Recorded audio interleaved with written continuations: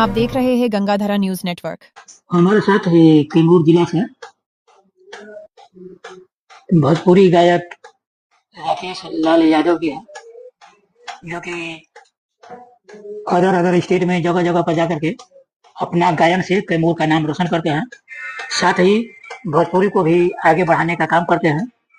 जिस तरह से आज ये भोजपुरी भाषा और गायन और नाटकीय फिल्म्स और कहीं कहीं यूनिवर्सिटी में जिसकी पढ़ाई हो रही है, उसी तरह से भोजपुरिया का रंग पूरे अलग अलग क्षेत्र में फैलाते हैं, खुशबू फैलाते हैं अपने गाना और माध्यम से। आप बताइए कि किन किन स्थानों पर जा करके अपना भजन गाना और क्या अच्छा और क्या कर रहे हैं, बताइए।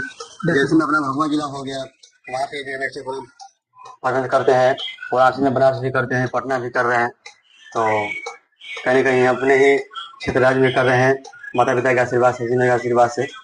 अच्छा बताइए, आप ये देखते होंगे कि और गायक जाते होंगे अलग अलग भाषा का, अलग अलग जगह से, और आप भोजपुरी से आते हैं, तो क्या आपको अलग ही परेशानी, अलग समस्याओं का सामना करना पड़ता है? क्या लगता है? समस्याओं का सामना इसलिए करना पड़ता है कि आदमी